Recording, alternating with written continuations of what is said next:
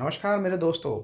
आज फिर हमारे सामने कई सारे लोगों के प्रश्न आए और उन सारे प्रश्नों को मैंने पढ़ा और देखा और कई सारे लोगं का ये प्रश्न आया है कि सर हम लोग काम-काज करते हैं, हम लोग इतना मेहनत करते हैं लेकिन उस सारे सरकमस्टांसेस के बीच में हम ईश्वर की पूजा नहीं कर पाते।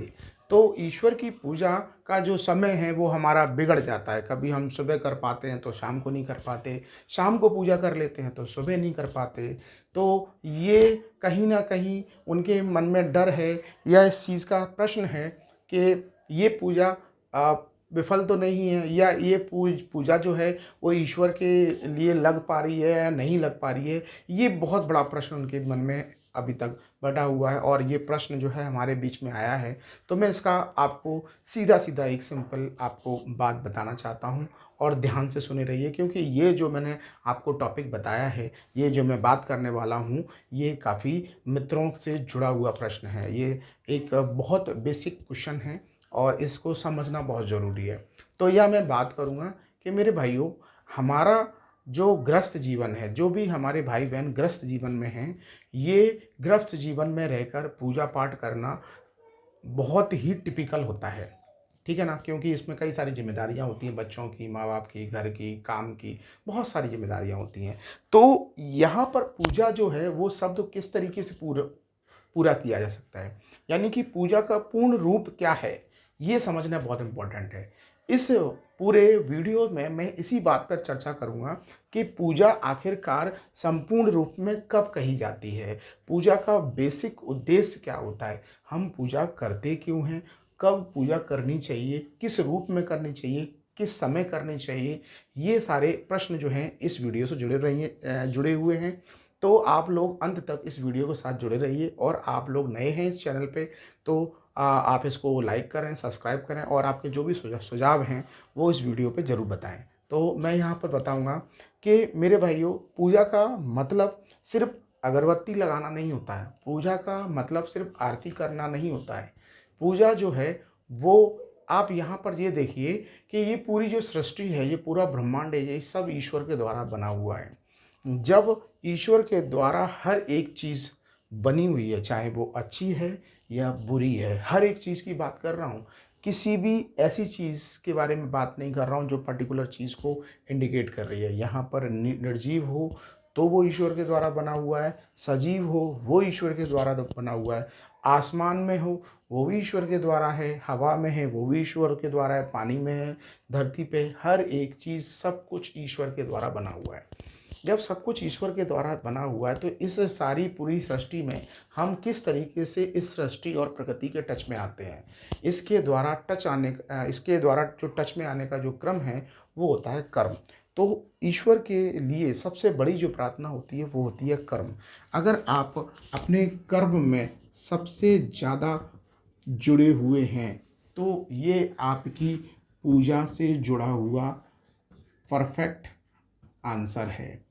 अगर आप अपने कर्म में पूरी तरीके से 100% दे रहे हैं तो ये मान के चलिए कि आप 100% आप ईश्वर का अनुसरण कर रहे हैं।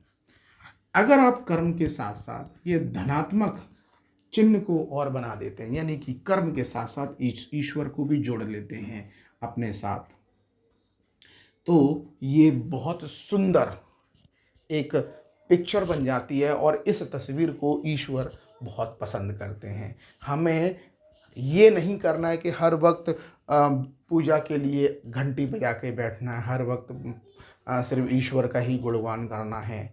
ये तो अगर सब यही करेंगे तो फिर ये सृष्टि का जो क्रम है वो बदल जाएगा, ये एक जैसा हो जाएगा जो क्रम है। तो इसके लिए क्या करना पड़ेगा, आपको कर्म पे फोकस करना पड़ेगा। कर्म, अगर आप देखिए कि अगर आप कर्म कर रहे हैं और उस कर्म में आप मिलावट कर रहे हैं, आप उस कर्म के साथ कुछ गलत कर रहे हैं या फिर आप पाप कर रहे हैं, बहुत सारे पाप आपने किए, बहुत सारी गलत चीज़ें आपने अपने कर्म के साथ की और उसके बाद आप पूजा कर रहे हैं और पूजा में आप जो है बहुत सारा भोग लगाएं, बहुत सारा आप दान दें, बहुत सारा आप जो है क्या नाम है वो करवाएं, क्या कहते हैं, भंडारा करवाते हैं, तो ये भंडारा जो आप करवाते हैं, ये सारी चीज़ें जो हैं वो सब जो हैं वो जीरो हो जाएंगी, ये सब वेस्टेज हो जाएंगे, ये सारा